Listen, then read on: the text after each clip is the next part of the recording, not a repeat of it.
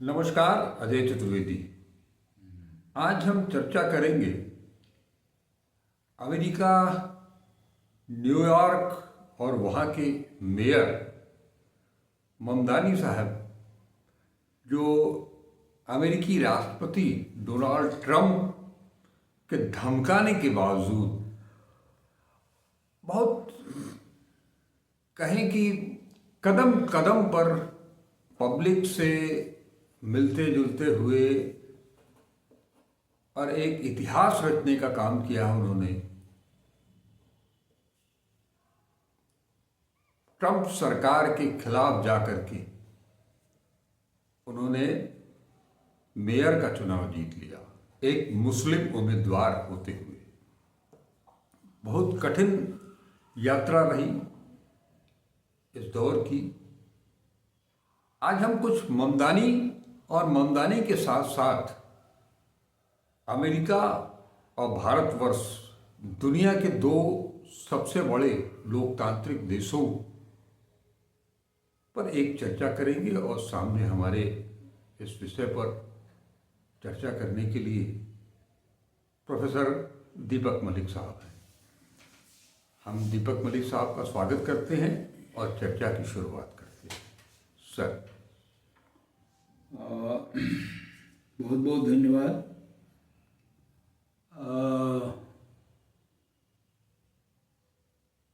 Mamdani, Zohran Mamdani जी की जो जीत हुई है, उस जीत के पीछे बहुत सारे फैक्टर हैं, और उसके अतिरिक्त और भी बहुत सारे उसके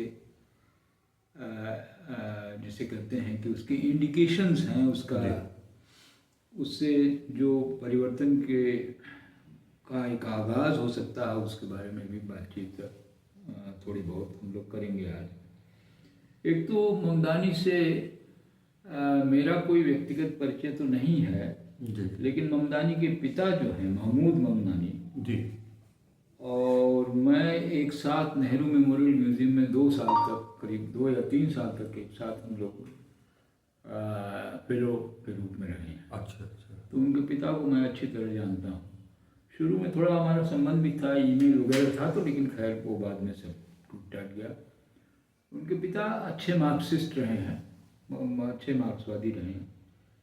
उगांडा में जो हिंदुस्तानी जमात, जो ख़ास तौर से ये लोग इस्माइली खोजा मुस्लिम कम्युनिटी के अंदर भी बहुत डिवीज़न है, जिसका हम लोग ख्याल नहीं रखते हैं। बहुत डिवीज़न्स हैं उनके अंदर, बोहरा हैं, खोजा हैं, इस्माइली हैं। ये सब लोग ज़्यादातर बॉम्बे, वेस्टर्न इंडिया, पश्चिमी भारत और गुजरात, सिंध के इलाके में ये लोग हैं, और मूल रूप से व्यापार। क्योंकि एक हमारे यहाँ बहुत ही तंग नज़री थी हमारे हिंदू धर्म में कि साहब अगर समुद्र पार करेंगे तो आप जातिच्युत हो जाएंगे। तो ये सब कुछ था नहीं। तो ये लोग एक लंबे दौर से, पिछले 500-600 साल से ये उधर हिंद महासागर और अरब सागर होते हुए आगे लोग जाते रहते थे, व्यापार के लिए भी जाते रहते थे। ये सब था इनका। लेकिन जब अंग्रेजी राज आया, तो अंग्रेजी राज ने जब अफ्रीका में अपना पैर पसारना शुरू किया, तो वो हिंदुस्तानी मजदूर ले गए। और जब हिंदुस्तानी मजदूर ले जाएंगे तो उसके लिए रोटी और दाल भी चाहिए। तो रोटी दाल तो कोई व्यापारी ही दे सकता है, कोई जो दुकानदारी करता हो। तो उसी संदर्भ में बहुत लोग उगांडा, केन्या, साउथ अफ्रीका, बहुत सारे जगहों में लोग सेटल हुए। लार्जली ये मुस्लिम पॉपुलेशन थी, क्योंकि मुस्लिमों को वो बाध्यता नहीं थी कि वो जातिच्युत होंगे, इस वजह से। तो ममदानी का अगर ऐतिहासिक को लिया जाए, मैंने पारिवारिक जो रूट वगैरह लिया जाए उनके पिताजी का, तो वो वहाँ से आया। उनकी माताजी हिंदू, उनकी माताजी पंजाबी हैं, मीरा नायर। और सिर्फ पंजाबी या हिंदू होने का मतलब नहीं है, वो शायद पूरी दुनिया में पिछले 30 साल में सबसे महत्वपूर्ण महिला फिल्मों की डायरेक्टर रही है। उनकी फिल्म रही है मानसून वेडिंग, जो हमारे यहाँ एक शादी में फिजूल खर्ची और जो बेतहाशा दौड़ और एकदम से अफरा तफरी का वातावरण रहता है, उस पर बहुत सुंदर फिल्म बनाई। एक जिसे कहते हैं एक सटायर था, एक व्यंग था हमारी कुछ बड़ी निगेटिव परंपराओं पर, वो मीरा नायर बनाती रही हैं और काफ़ी लंबे दौर से वो भी बाहर ही रही हैं। तो उनकी माता जी मीरा नायर हैं और पिता ममदानी हैं। ये ममदानी एक बात मैं बताऊं, थोड़ा सा इसलिए मैं कह रहा हूँ कि इनकी जो परंपरा रही है, ये सूफी परंपरा से लोग आते हैं ये लोग। अच्छा। तो ये इस्माइल खोजा यहाँ पर हिंदू मैं नहीं कहूँगा, लेकिन जो भारतीय परंपरा में जो एक दृष्टि होती है, उस दृष्टि का भी समावेश रहता है। इनके घर में भी है, इनके धर्म में स्वीकृत है, इस्लाम में वैसे स्वीकृत नहीं है, लेकिन इनके यहाँ स्वीकृत है वो इस्माइली खोजा परिवारों में। तो कुछ मिस्टिसिज्म, कुछ ये सब जोड़ डाल के बहुत कुछ बनता है, तो उस तरह का रहा है।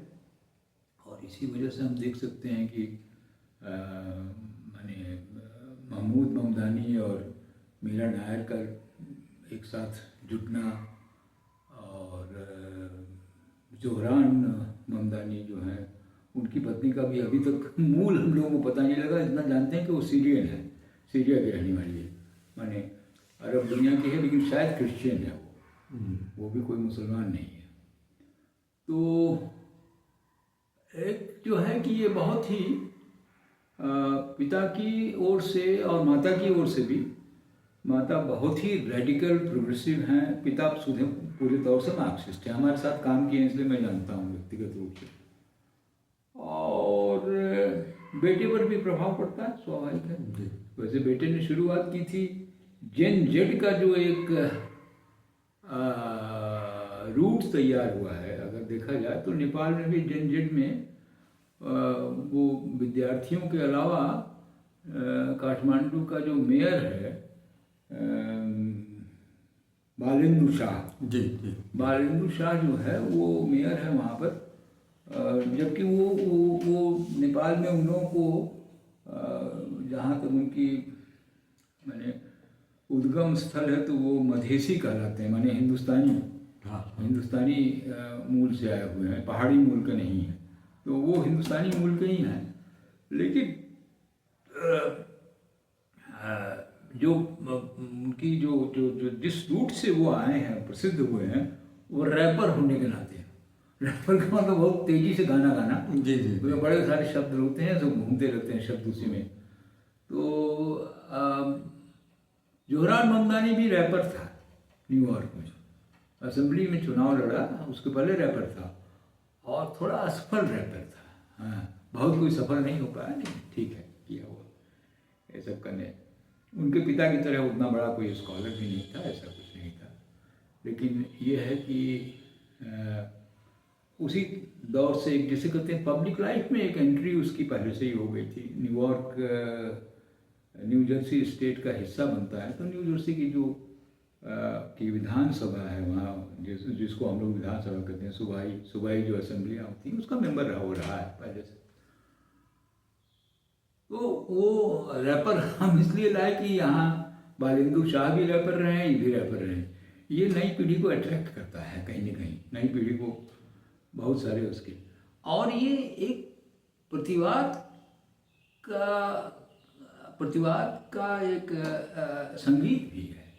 देखिए 68, 69, 70 में यूरोप में बीटल्स और इस तरह के बहुत सारे गायक आए जो बेसिकली कोई गला बहुत कोई अच्छा नहीं था, लेकिन प्रतिवाद का गाना गाते थे। अब समाज के बारे में, युद्ध के खिलाफ, अपने समाज में जो गैर बराबरी है उसके खिलाफ, जो गैर गोरे लोग हैं, काले लोग हैं, ये माने जो एशिया अफ्रीका से आए हुए लोग हैं, उनके खिलाफ जो एक कुढ़न होती है, जो वितृष्णा होती है समाज में जो फैली हुई थी, उसके खिलाफ। तो ये इससे पूरी रेडिकल म्यूजिक थी। और ठीक उसी तरह से ये रेडिकल म्यूजिक फिर इधर 2010-15 से फिर शुरू हुआ है। हम इसलिए जिक्र कर रहे हैं कि म्यूज़िक का इनकलाब से क्या रिश्ता है, म्यूज़िक का परिवर्तन से क्या रिश्ता है, वो मुझे भी शुरू में समझ नहीं थी, क्योंकि हम लोग बहुत म्यूज़िकल लोग नहीं हैं, हिंदुस्तानी लोग ने, हमारे यहाँ कुछ लोग बहुत अच्छे म्यूज़िक है भाई, लेकिन सभी लोगों में नहीं है। जिस तरह की परंपरा हमारी रही उसमें म्यूज़िक बहुत बड़ी चीज़ नहीं थी। एक बार मैंने बहुत पहले से, मेरे ख्याल से 40-50 साल पहले, 40 साल पहले, कम्युनिस्ट पार्टी के चेयरमैन थे श्रीपाद अमृत डांगे, ऐसे डांगे, तो डांगे का एक भाषण सुना था। तो उसमें मैं यूथ मूवमेंट में था, उनका एक भाषण सुना था। शायद डांगे अकेले आदमी होंगे पूरे हिंदुस्तान में जिन्होंने यूरोप में जो विद्यार्थियों और नौजवानों की ये क्रांति, जेन जेड उस वक्त भी खड़ा हुआ था जो हो रही थी, तो उसको म्यूज़िक के माध्यम से उन्होंने बताया था कि ये बेटल म्यूज़िक आप केवल म्यूज़िक मत समझिए, ये प्रतिवाद है। यूथ प्रतिवाद कैसे करेगा, बहुत तरीके से करेगा, ये भी एक तरीका है। तो उनकी एक माने कम्युनिस्टों की भी एक परंपरा भी रही है कि वो अगर कहीं नुक्कड़ सभा करते हैं या कहीं धरना प्रदर्शन के लिए भी जाते हैं तो वो गाना और वो झाल मजीरा वो सब कुछ ले हो करके जाते हैं और उस संगीत के माध्यम से लोगों को कुछ समझाने की भी कोशिश करते हैं। वो परंपरा भी रही है। खासतौर से इस दौर में इधर CPI-ML वाले बहुत ज़्यादा उसमें रहे हैं, जो जिनको हम लोग नक्सलवाड़ी, नक्सलाइट वगैरह कहते हैं, वो लोग करते रहे। उनके यहाँ नौजवान भी काफ़ी बड़ी संख्या में थे।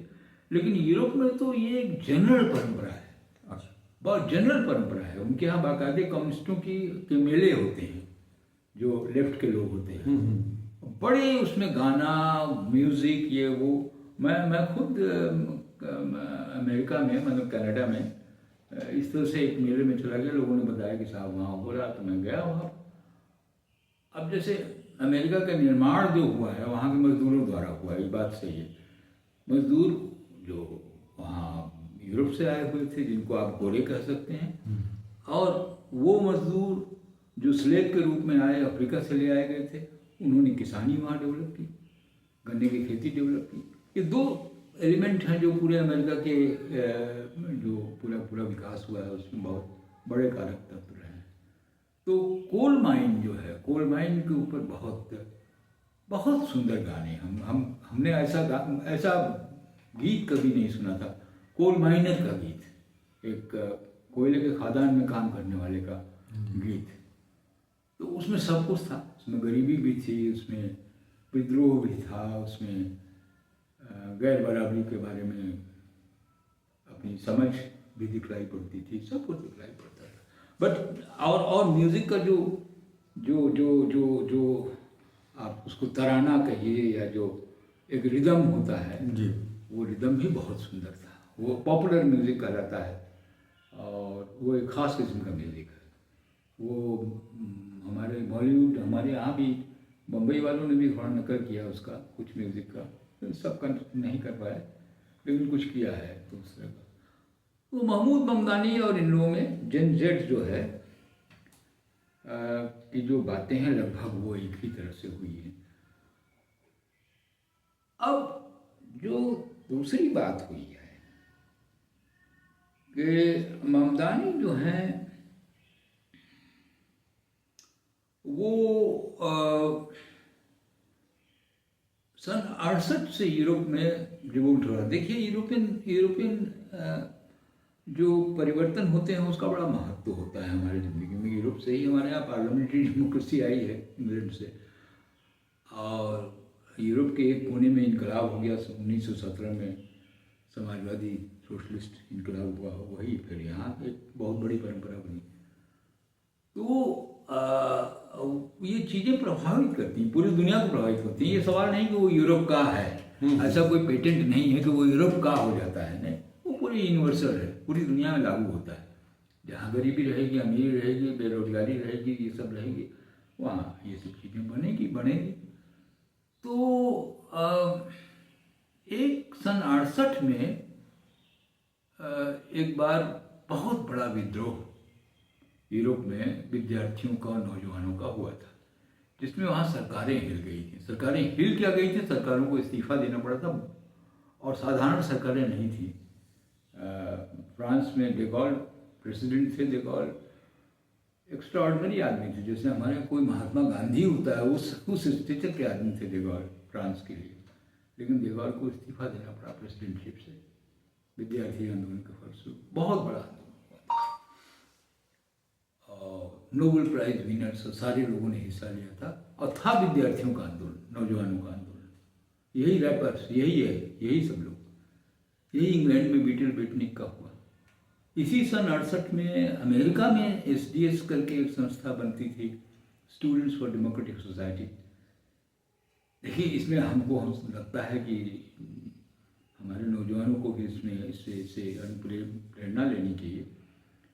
सन 68, 69, 70 में अमेरिका के मेजर यूनिवर्सिटीज़ ने, लगभग सभी यूनिवर्सिटीज़ ने मना कर दिया था कि हमारे प्रेसिडेंट जो वियतनाम की जनता पर एक गलत लड़ाई लड़ रहे हैं, उनको गुलाम करने की लड़ाई, गुलाम बनाने की लड़ाई लड़ रहे हैं, उनको विश्वविद्यालय में दाखिल होने का अधिकार नहीं है।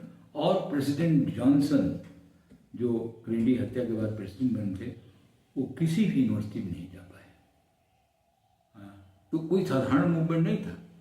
आज हमको भी, हमारे यहाँ भी जो जिस तरह के हालात है उसमें शायद इस तरह का कोई विद्यार्थी युवा आंदोलन हमको दिखलाई नहीं पड़ रहा है कि जो कहे एकदम पॉइंट ब्लैंक कि हम नहीं आपको परमिट करेंगे, आप इसको अपवित्र मत कीजिए इस जमीन को, जो ज्ञान की जमीन है, जो एक नए तरीके की सोच की जमीन है, आप उसमें मत आइए। लेकिन इतना करेज भी तो चाहिए।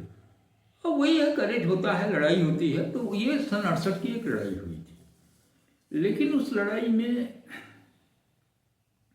उसका नतीजा भी हुआ। ऐसी बात नहीं कि नतीजे नहीं होते हैं। नतीजा हुआ कि वेलफेयर स्टेट वगैरह थोड़ा मजबूत बनी, ये सब हुआ। और वेलफेयर स्टेट उसके पहले भी बना था, लेकिन ये कि welfare state, social democratic party या सोशलिस्ट पार्टियां जो थीं वो थोड़ा मजबूत हुई उन सब आंदोलनों को। लेकिन एक रोमांटिसिज्म था।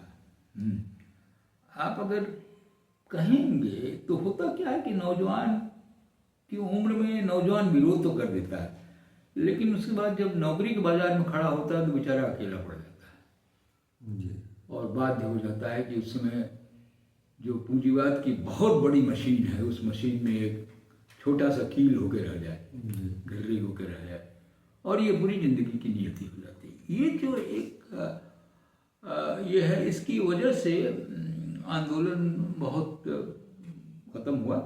फिर भी क्योंकि बहुत सारे इकोनॉमिक सवालों पे ये विद्यार्थियों ने नहीं कुछ, और नौजवानों ने बहुत नहीं कहा, खासतौर से पूंजीवाद पर, कैपिटलिज्म पर। तो आप कैपिटलिज्म पे हमला नहीं बोलेंगे। जो मेन मशीनरी है जो लोगों को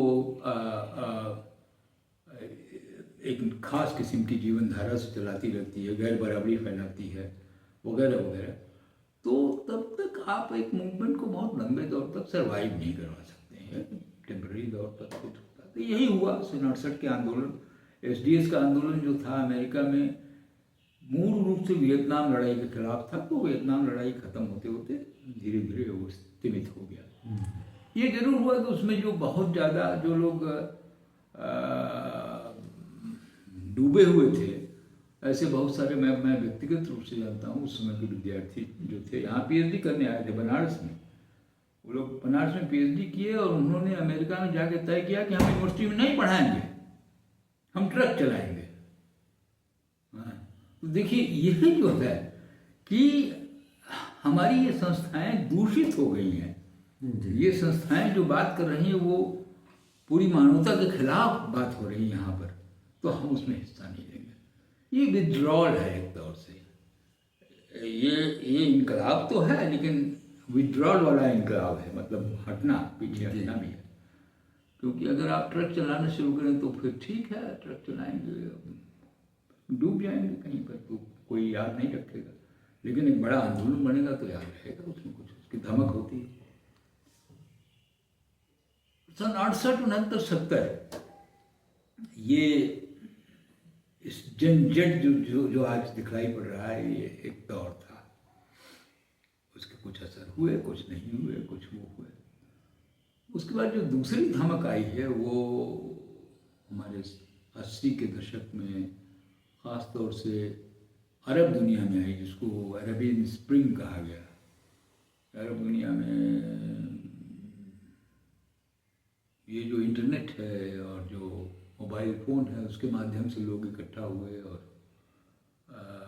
इजिप्ट में, बाकी जगहों में, ट्यूनीशिया में बहुत बड़े बड़े आंदोलन हुए, और ज़्यादातर युवा आंदोलन ही थे। लेकिन फिर वहाँ मिलिट्री शासन लौट आई, फिर वहाँ कोई बहुत नहीं हो पाया, क्योंकि ये आंदोलनों में एक जो कमजोरी होती है कि ये रोमांटिक आंदोलन होते हैं, इसका केंद्र नहीं रहता है। और दूसरा कि चूँकि जनतंत्र अरब दुनिया में ख़ासतौर से जनतंत्र की एक बहुत गहरी कोई परंपरा नहीं है, इसलिए वो डिक्टेटरशिप पर लौट आती है। हाँ, उसके बाद अमेरिका में भी मूवमेंट शुरू हुआ। ये अमेरिका में पहला मूवमेंट नहीं ममतानी का, अमेरिका में मूवमेंट शुरू हुआ। अमेरिका में बहुत बड़े बड़े मूवमेंट शुरू हुए, जिसमें सन 68, 70, 80 तक के जो लोग थे उन आंदोलनों में, रेडिकल आंदोलनों में, जैसे एक जिसको हम लोग मजाक समझते हैं, एक्चुअली उसको मजाक उतना नहीं समझना चाहिए, हिप्पी। हिप्पी कौन थे? हिप्पी वो थे जो पूरे इंडस्ट्रियल सोसाइटी और पूंजीवाद को रिजेक्ट कर रहे थे। वो कह रहे थे हम नहीं रहेंगे भाई उसमें, और हम उससे अलग रहेंगे। अब ठीक है, उसमें एक बड़ी संख्या में लोगों ने कुछ जैसे कहते हैं ड्रग और इसके शिकार हो गए, तो उसमें फिर ये विड्रॉल है, जिसको हम विड्रॉल है सोसाइटी से। लेकिन बड़ी संख्या है, ये ऑल्टरनेटिव लिविंग या वैकल्पिक व्यवस्था है सामाजिक जीवन का, ये है रिजेक्ट करना समाज, रिजेक्ट करना पूरी कैपिटलिज्म की धारा। ये जो उस समय अमेरिका में काफ़ी मूवमेंट्स हुए। एक मूवमेंट चला था अमेरिका में 1% बनाम 99%, मतलब ये ख़ास तौर से पिछले 30 साल में 1% के पास 60% करीब पूंजी आ गई है, पैसा आ गया है, और बाकी लोगों के पास 99 के पास उसी में बंटवारा करना है छोटे में। तो उनका 1% वर्सेस 99, इन लोगों को भी बहुत बड़े बड़े आंदोलन हुए। लेकिन एक चीज़ जो इन्होंने अस्वीकार किया कि कोई ऑर्गेनाइजेशन नहीं था इनका कोई। ये इंटरनेट से, मोबाइल फ़ोन से एक दूसरे को इन्होंने सूचित किया, सब लोग इकट्ठा हो गए, मीटिंगें हुई, विरोध हुआ, विरोध प्रदर्शन हुआ, उसके बाद ख़त्म हो गया वो।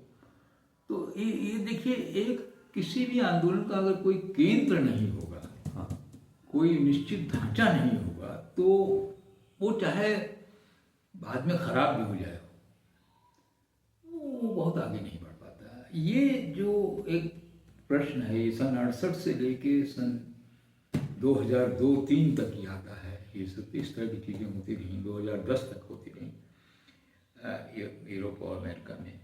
ये इसलिए फेल कर गई कि इन्होंने कभी यूथ और स्टूडेंट ने कोई एक ऑर्गेनाइज्ड, जिसे कहते हैं, बैटल नहीं लड़ी। ये रोमांटिसिज्म के लेवल पे रहा, एक लड़ाई के लेवल पे रहा। लड़ाई बहुत शानदार लड़ाई है, सब कुछ है, लेकिन ये है कि उसका ढांचा नहीं बनता है।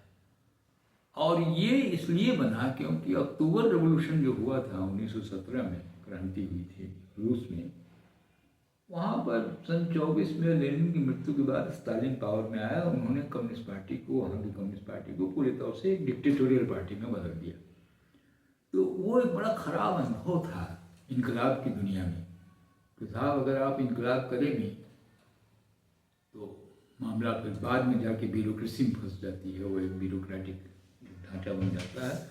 और इसलिए डेमोक्रेसी भी रहनी चाहिए, लेकिन डेमोक्रेसी भी कहाँ से रहेगी, ऐसे ही कहने से तो नहीं बन जाएगी। तो एनीवे, ममदानी जो है, ममदानी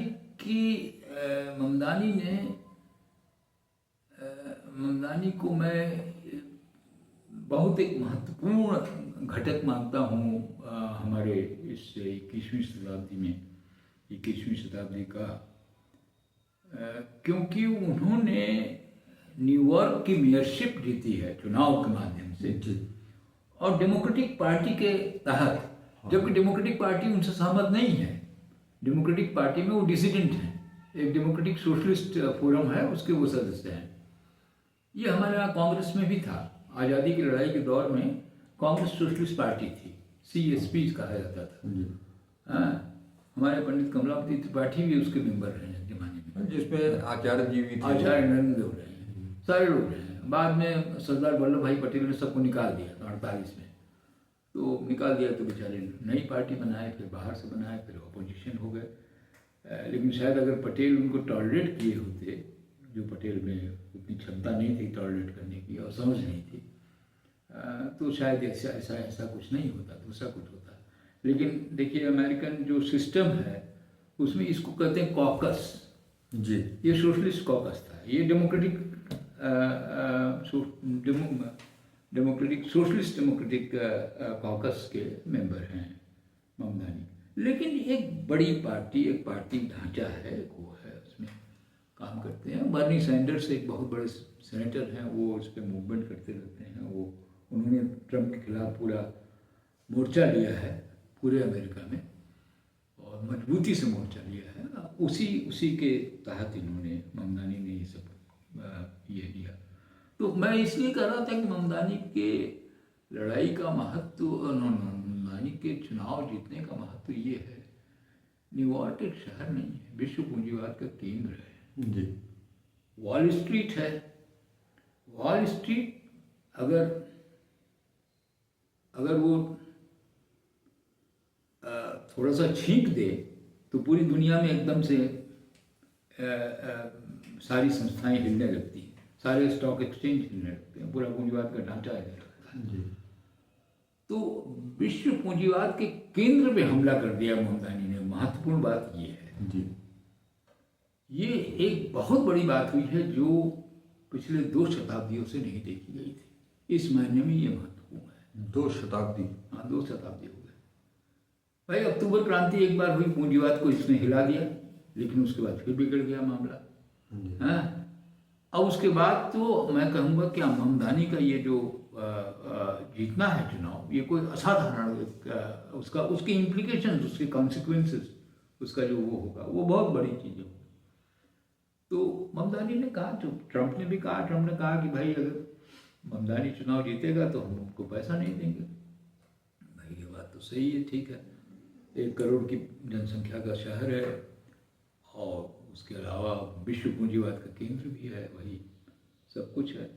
तो अब ये है कि ममदानी को पैसा अपना वहीं से इकट्ठा करना होगा। उनके आधार तो है, टैक्सेस कर सकते हैं, कुछ चीज़ों पर टैक्स कर सकते हैं, ये कर सकते हैं। उन्होंने कहा भी है, उन्होंने तो कहा है कि अगर इजराइल के जो प्रधानमंत्री हैं नेतन्याहू, अगर वो न्यूयॉर्क में आएंगे, क्योंकि न्यूयॉर्क में ही संयुक्त राष्ट्र संघ का असेंबली और दफ्तर सब कुछ है, तो आएंगे ही, आना चाहिए। तो कहा कि वो चूँकि इंटरनेशनल कोर्ट के माध्यम से क्रिमिनल घोषित किए गए हैं, वार क्रिमिनल, तो हम उनको कुछ नहीं देंगे, उन्हें गिरफ्तार कर लेंगे। हाँ, तो अब ये जो है, ये सब बातें जो है, हमारे मोदी जी के बारे में भी कहा है उन्होंने, बहुत कुछ है। और बाकी सब गाज़ा पट्टी से लेके यूक्रेन से लेके तमाम सवालों पे महमूद ममदानी ने बात की है। ऐसी बात नहीं है कि उसमें कहीं, अरे जोहरान बातें की हैं। और मैं समझता हूँ कि जिस तरह से न्यूयॉर्क की आम जनता ने उनको सपोर्ट किया है, इसके बावजूद कि न्यूयॉर्क भी पूंजीवाद का केंद्र है, वहाँ पर बैठे बैठे थैलीशाह लोगों ने बेतरह कोशिश की है उनको हराने के लिए, पानी की तरह पैसा बहाया है, लेकिन हरा नहीं पाए। तो उसका कारण ये है कि ममदानी के साथ वहाँ के नौजवान, अमेरिका के में रहने वाले जो लोग हैं, वो अमेरिका में जो आप्रवासी मुस्लिम, आप्रवासी अफ्रीकन और यूरोप से गए हुए लोग, वो हम नहीं जानते हैं कि हमारे हिंदुस्तानी लोगों ने क्या किया। हमारा थोड़ा संबंध रहा है लोगों से, पता लगाएंगे बाद में। लेकिन चूँकि हमारी बड़ी कमजोरी एक है कि हमारे यहाँ विश्व हिंदू परिषद बड़ा भारी काम करता है उधर, तो वो मोदी के सपोर्टर हैं, वो ममदानी को सपोर्ट नहीं करेंगे, उनको मुसलमान के नाम पर रिजेक्ट करेंगे। मुसलमान के नाम पे रिजेक्शन केवल यही नहीं हो रहा है, क्योंकि ममदानी एक प्रगतिशील आदमी है, उसका हिंदू मुसलमान से कुछ लेना देना नहीं है। नाम है एक, ठीक है, नाम तो हमारा भी दीपक मलिक है, आपका चतुर्वेदी है, तो उससे फर्क नहीं पड़ता है। हमारी जो बेसिक ढांचे हैं वो तो भिन्न है। हाँ। तो वो पाकिस्तान वाले भी नहीं कह पा रहे हैं कुछ, क्योंकि वो पाकिस्तान का भी नहीं, जी। वहाँ भी इस्लामिक फंडामेंटलिज्म सपोर्ट तो नहीं करता है वो। हाँ, इस्लामी उस दुनिया को कहीं सपोर्ट नहीं करता, पूरे तौर से विरोध में खड़ा है, अब तक लगातार खड़ा है। तो उसी तरह से यहाँ पर हिंदुत्ववादी लोगों के खिलाफ भी खड़ा रहा है, और प्रेस कॉन्फ्रेंस में भी कहा है। जी। तो हमारे यहाँ तो जो हिंदुस्तानी लोग गए हैं, जितने भी होंगे, हमारे ख्याल से हिंदुस्तानी 4-5 लाख हैं न्यूयॉर्क शहर में, तो आधे रिपोर्ट दिए होंगे, आधे नहीं दिए होंगे। जो विश्व हिंदू परिषद वाले हैं वो नहीं दिए होंगे, बाकी लोग दिए होंगे, और हो सकता है नौजवान पीढ़ी के लोग ज़्यादा दिए हों और बाकी लोग नहीं दिए होंगे। तो ये एक जो नए तरीके से एक संयोजन हो गया है ममदानी के नाम पे न्यूयॉर्क में, इसमें विश्व पूंजीवाद जो है बहुत खतरा देख रहा है। मैं केवल एक सोशल मीडिया पे एक वीडियो देख रहा था एलन मस्क का, जो दुनिया का सबसे पैसे वाला आदमी है, जी। जिसको आज बाकायदे डिक्लेरेशन आया है कि उसकी कंपनी टेस्ला कंपनी जो है उसको $1 ट्रिलियन, लगभग 900 करोड़ तो वैसे ही होता, 900 करोड़ के ऊपर, $900 करोड़ के ऊपर तनख्वाह देने की पेशकश की है। और उनके जो कमेटी होती है, एनुअल जनरल मीटिंग, उसने अप्रूव किया है उसको। जी। तभी तो आज अखबारों में भी आया है कि बहुत से ऐसे देश हैं जिनकी जो जीडीपी है उसके बराबर या उससे कहीं ज्यादा एलन मस्क की सैलरी हो जाएगी, जी। उनकी सैलरी हो जाएगी। तो अभी एलन मस्क का पूरा आया था, सब कुछ उसने 2 घंटे तक बोला, और 2 घंटे तक ममदानी के खिलाफ बोलता रहा, लगातार बोलता रहा। हाँ। तो ये बात जो है कि ये लोग तो खतरे में आ गए हैं, खतरा महसूस कर रहे हैं, खतरे में। क्योंकि एक बात है कि ये ममदानी की बात कोई न्यूयॉर्क शहर की बात केवल नहीं है, केवल एक मेयर का चुनाव नहीं है जी। ये अमेरिका में परिवर्तन हो सकता है। एक जो नजरिया रहा है कि दुनिया में अगर पूंजीवाद का जो जिसे कहा केंद्र माना जाता है, मरकज जिसे हम उर्दू में कहते हैं, वो न्यूयॉर्क शहर है, अमेरिका है। अगर वो वहाँ पर अगर समाजवाद की बात उठेगी, डेमोक्रेटिक सोशलिज्म की बात उठेगी, गैर बराबरी ख़त्म करने की बात उठेगी, जात पात ख़त्म करने की बात उठेगी, धार्मिक जो आइडेंटिटीज़ हैं उसको ख़त्म करने की बात उठेगी। आप देखिए, मतलब ममदानी को वोट न्यूयॉर्क शहर पर कब्जा जो है वो यहूदियों का है। उन यहूदियों में भी जितने नौजवान यहूदी हैं उन्होंने वोट किया है, उसको ममदानी को कोई किया है, जबकि वो पूरी तौर से कहा है कि हम तुम्हारे प्राइम मिनिस्टर को गिरफ्तार करेंगे, बाकायदे प्रेस कॉन्फ्रेंस में कहा अगर वो आएगा। तो ये जो एक बड़ी एकता बनी है, ये एकता बहुत महत्वपूर्ण है, और मैं समझता हूँ एक नई लड़ाई है। ये कहाँ तक चल पाएगी, क्या होगा, मैं उसके बारे में नहीं कह पाऊँगा यहाँ बैठकर। नहीं, हम ये चाह रहे हैं, जैसे कि आपने बहुत सारी चीज़ें ममदानी के बारे में बताई, और एक थ्रेड भी दिया है आपने कि जो पूरी वाली व्यवस्था है पूरी दुनिया में, जिसका सिरमौर अमेरिका है, वहाँ उसके एक गढ़ में जाकर के ममदानी जैसे शख्स का मेयर बनना, और ये एक पूरी दुनिया के लिए एक चुनौती है, केवल अमेरिका ही नहीं। क्योंकि ये भी देखा जाए, अभी आपने जैसा कि नेपाल का जिक्र किया, हम लोगों ने पिछले दिनों नेपाल पर बातचीत भी की, और जो एक वर्ड बार बार आ रहा है हर तरफ से, झंझट का, वो अमेरिका में भी है। माने अमेरिका जैसा देश, वहाँ भी झंझट और पूंजीवाद की मुखालफत है। नेपाल एक छोटा सा देश, वहाँ भी सिचुएशन वही है, और वहाँ भी झंझट आगे है।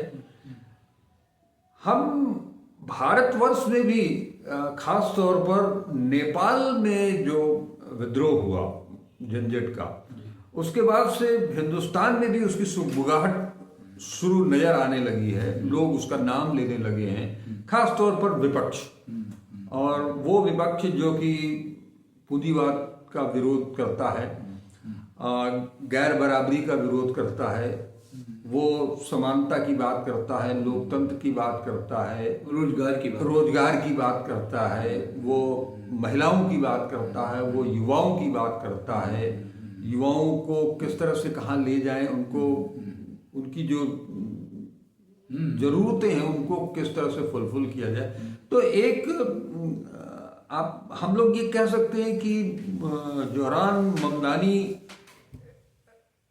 के रूप में एक नायक भी मिला है दुनिया को।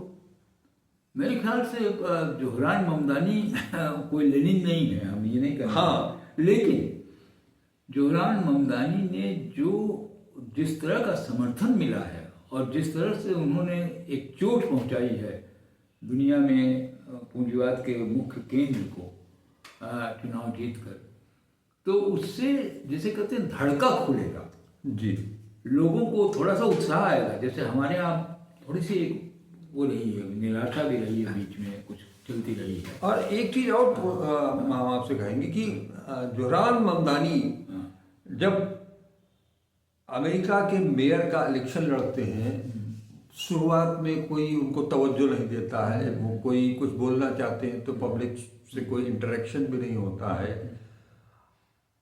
और उसके बावजूद अमेरिकी पूंजीवादी व्यवस्था, डोनाल्ड ट्रंप आज की दुनिया में जो उनका एक चेहरा बना हुआ है, सारी दुनिया एक तरह से मान लीजिए कि अब चाइना भी उनसे डर रहा है, उनसे रशिया भी उनसे डर रहा है। अपने देश की तो कोई बात ही नहीं है, मोदी जी तो उनके खिलाफ कभी कुछ बोलते भी नहीं है, उनका नाम तक नहीं ले पाते हैं विरोध के नाम पर। और वो बार बार ये बात कहते भी हैं ममदानी की, हाँ मैं एक मुसलमान हूं। हमारे हिंदुस्तान में जो आपने विश्व हिंदू परिषद की बात की, भारतीय जनता पार्टी या आरएसएस की हम बात करते हैं, तो वो उन्होंने एक तरह से पिछले 11 सालों में जो एक भारत में जो एक राजनीति डेवलप हुई है, जो पॉलिटिक्स माइनस मुस्लिम, पूरा उनको एकदम हाशिए पर ही नहीं, बीजेपी और ये सरकार ने तो ये मान लिया है कि वो कीड़े पकौड़े हैं, वो जीव भी नहीं है, प्राणी भी नहीं है, बुलडोज के जी। उसके बावजूद जो हमारा विपक्ष है वो उनका वोट चाहता है, उनका समर्थन चाहता है, लेकिन खुल करके मुसलमान का साथ देने के लिए हमारा विपक्ष भी आज उस तरह से नहीं आ रहा है, नाम भी नहीं ले पा रहा है। तो ऐसी परिस्थिति में वही मैंने जो पूछा कि ममदानी का कुछ, जोहरान ममदानी का कुछ इफेक्ट दुनिया के ऊपर और पर्टिकुलर एशिया और भारत के ऊपर भी उसका कुछ असर दिखाई देता है।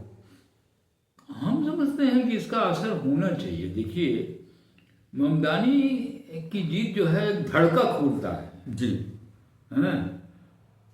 बहुत सारी बातें हम नहीं कर पाते हैं, ममदानी ने तो खड़े होकर मंच पर सीधे सीधे हमला किया है, तो वो बातें उसको, वो एक उदाहरण है। अब जैसे हम यहाँ पर अगर ले, अभी बिहार में चुनाव हो रहे हैं, ठीक है, कांग्रेस भी है एक तरफ, उसके साथ लेफ्ट भी आजकल जुट गई है, दूसरी तरफ बीजेपी है वगैरह वगैरह।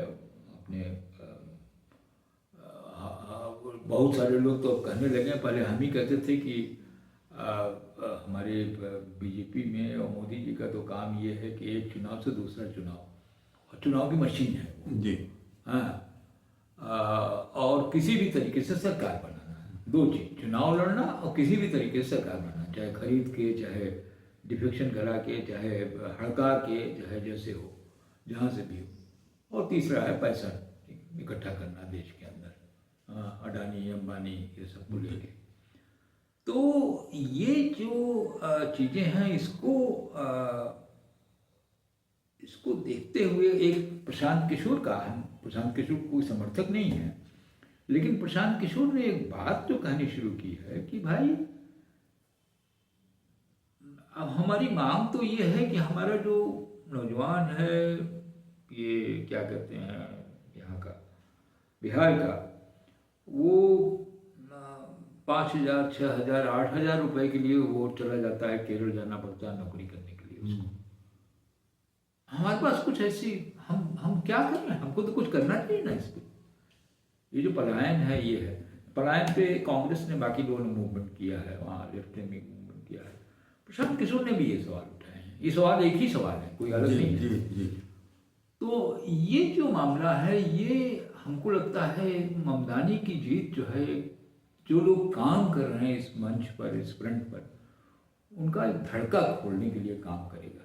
जैसे अक्टूबर क्रांति जब हुई तो उसने पूरी तीसरी गुलाम दुनिया के लिए धड़का खोल दिया था। हाँ, अक्टूबर क्रांति का असर इतना ज़्यादा था कि तिलक ने कहा कि एक बहुत बड़ी क्रांति वहाँ पर हो गई है।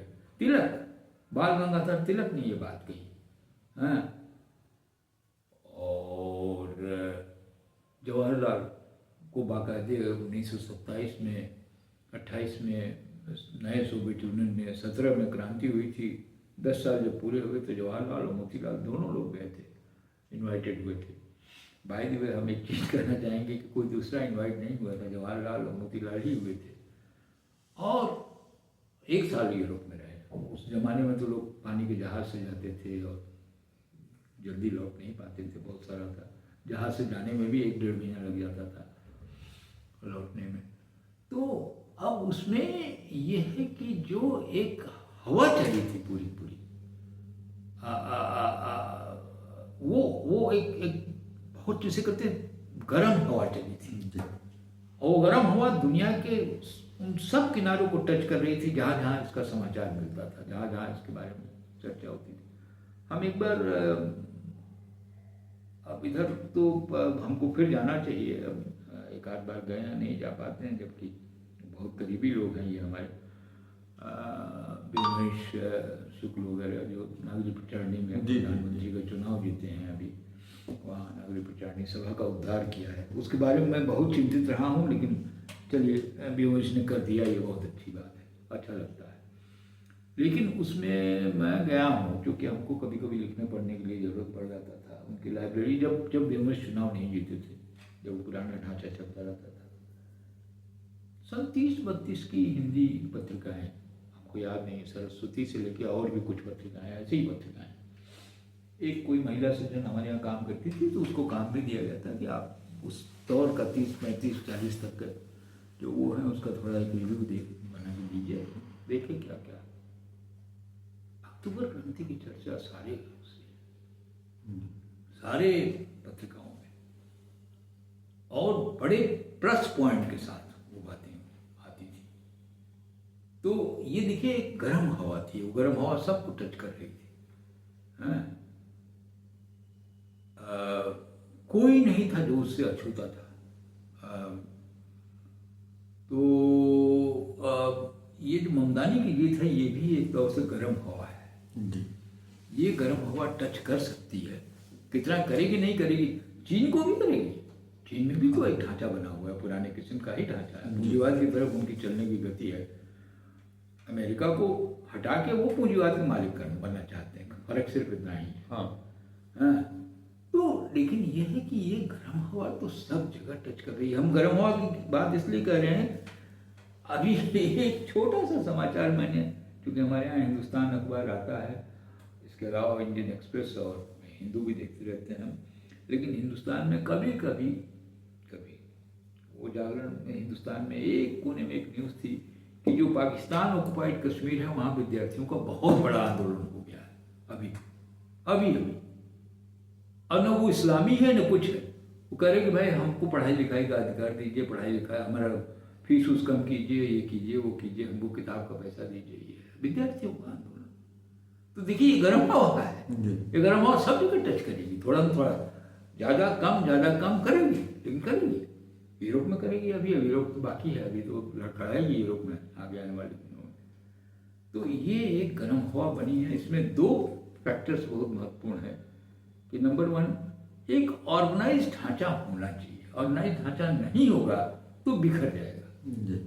हाँ, जैसे हमने 68 में 70, 80 के दशकों में अरब दुनिया में, यूरोप में, सब जगह बिखरते हुए देखा है, उसी तरह से फिर से बिखर जाएगा। तो इस बार एक चीज़ हुई है कि एक तो ममदानी जो आए हैं एक ढांचे के अंदर से आए हैं, ढांचा है। अब आप कह दीजिए बड़ा कंजर्वेटिव है साहब, किसी पार्टी के मेंबर हैं, ये है वो है, चलिए बेहतर पार्टी है रिपब्लिकन से वो, लेकिन उस पार्टी के अंदर भी वही पूंजीवाद है। और वो लोग बड़े चिंतित हैं ममदानी के उससे। ममदानी से सबसे ज़्यादा घबराहट ट्रम्प के बाद डेमोक्रेटिक पार्टी के अंदर है। अरे भाई ये क्या हो गया, हमारा तो एकदम वजूद खत्म हो जाएगा हमारा पूरा पूरा।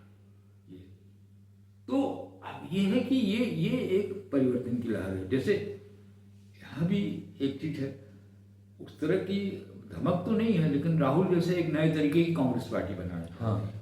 हाँ, वो पुरानी कांग्रेस जो होती थी कि भाई ठीक से तीनों पाल वगैरह कुर्ता उर्ता ठीक करके नेताजी की तरफ चारो नेता के यहाँ चक्रमण करते रहो और कुछ ना कुछ मिल जाएगा भाई। हाँ, तो वो तो जमाना खत्म हो गया है और उसकी जगह एक नई पार्टी बनाना चाहते हैं, एक नए तरीके का उत्साह के साथ, जो भी है लोगों को लेके, यूथ को लेके पर्टिकुलरली, और भी लोगों को लेके कर रहे हैं। तो ये जो गर्म हवा है, ये हमारा ख्याल है कि ये पहुंचेगी सब जगह। कितना ले पाना नहीं ले पाना ये डिपेंड करता है कि वहाँ पर कोई ढांचा किसी तरीके का है कि नहीं, एजेंसी है कि नहीं। जैसे मैं एक बात को कहता रहा हूँ कि अमेरिका में ट्रम्प ने जो चुनाव जीता है, वो चुनाव तो बेरोजगारी के, उसमें बेरोजगारी बहुत बड़ा इश्यू था उसमें। लेकिन मैंने कहा कि आज अमेरिका में कोई कम्युनिस्ट पार्टी नहीं है, कोई लेफ्ट की पार्टी नहीं है। अब कम से कम ममदानी के माध्यम से एक लेफ्ट पार्टी बनना शुरू हुई है, लेफ्ट का ढांचा बनना शुरू हुआ है। तो ये चीज़ें हो रही हैं। और ये है कि ये जो बीच में एक बड़ा भारी एक यूरोप में और अमेरिका में पढ़ाई लिखाई के दुनिया में भी और बाहर की दुनिया में भी एक बड़ा भारी एक चीज़ आई थी। हमारे बहुत सारे रिसर्च स्कॉलर हैं, यूरोप में भी बेस्ड हैं कुछ लोग, वो इस सवाल को करते रहते हैं, हमसे भी करते रहते हैं। तो इसको कहते हैं इस्लामोफोबिया, कि इस्लाम से, कि इस्लाम हमलावर है, टेररिस्ट भेज रहा है, ये कर रहा है, वो कर रहा है, वो इस्लामोफोबिया। उसने इस्लाम का तो बहुत बड़ा अपकार किया है। इस्लाम कोई धर्म का क्या मतलब होता है? इस्लाम के आधार पर हम पाकिस्तान यहाँ बनाया था जिन्ना साहब ने, वो सन 47 में पाकिस्तान बना, 71 में टूट गया। ठीक है, उसमें हम लोगों की मदद थी, हमने मदद की, लेकिन टूट तो गया ही ना भाई, टूटा हुआ था, उन्होंने रिजेक्ट किया था। सन 48 से वहाँ मूवमेंट शुरू हो गया था, मोहम्मद अली जिन्ना का। तो धर्म भर मसला नहीं जोड़ सकते हैं भाई। वो ये सिर्फ इसलिए नहीं कि हम उसको नहीं चाहते हैं इसलिए कह रहे हैं, ये कंसेप्चुअल मामला है, ये रियलिटी का मामला है। कहीं बहुत बेसिक स्ट्रक्चर्स हैं जो आदमी को प्रभावित करती है, वो बेसिक स्ट्रक्चर्स अगर नहीं जुड़े होंगे तो फिर नहीं हो पाएगा। तो ये जो है कि इसकी एक, जैसे कहते हैं, हनक जो है ये पहुंचेगी, जगह जगह पहुंचेगी। लेकिन जैसा कि मैंने कहा कि कितना सफल होगी कितना नहीं होगी, ये तो एजेंसीज पे डिपेंडेंट है कि वहाँ कुछ है कि नहीं, पहले से कुछ ढांचा है जो उसको ग्रहण कर सकता है। एक उदाहरण हो सकता है, जैसे रूस में जो अक्टूबर क्रांति हुई, रूस की क्रांति थी, लेकिन पूरी दुनिया को एकदम से हिला दिया था।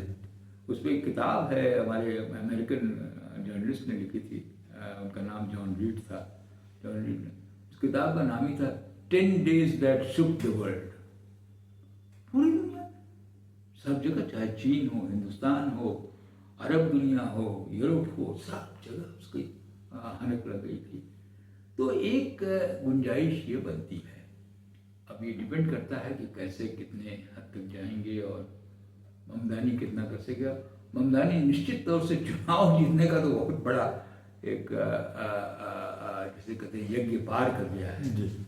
अब देखा जाए कि वो कितना लड़ पाता है। जी सही बात है। हम लोग इसके साथ समझ करते हैं कि ममदानी की जीत ने दुनिया को एक फिर से एक नया रास्ता दिखाया है। अब ये दुनिया के ऊपर, अलग अलग देशों के ऊपर, अगर हम चाहे वो भारत हो, चीन हो, अमेरिका हो, यूरोप हो, जो आपने बताया कि एक संगठित आंदोलन, जो जिस तरह का वो वैचारिकी जो चल रही है, वो भी पूंजीवाद के खिलाफ, वो एक संगठित आंदोलन की राह को दिखाता जरूर है, एक रोशनी जरूर दिखाता है, लेकिन उसके लिए हम सबको, पूरी दुनिया को उस संगठित होना बहुत जरूरी है। और संगठित अगर नहीं होंगे तो फिर हो सकता है कि कुछ दिनों के लिए, जैसे छिटपुट चीजें पूरी दुनिया भर में इस समय दिखाई दे रही है, सीमित हो जाती है। हाँ, तो वो ऐसे ही छिटपुट चलता रहेगा और पूंजीवाद वैसे ही आपको क्रश करता रहेगा, इसके अलावा और कोई नहीं है। अब रास्ता केवल एक है कि आप अपना एक लक्ष्य तय करें, अपना गोल तय करें, और एक रास्ता, एक रोशनी ममदानी के माध्यम से जो आ रही है, उसका फायदा उठाया जाए। ये ममदानी ने अपने दूसरी बात, एक चीज़ और छोटी सी बात हम मिस कर गए थे, कहना जरूरी है।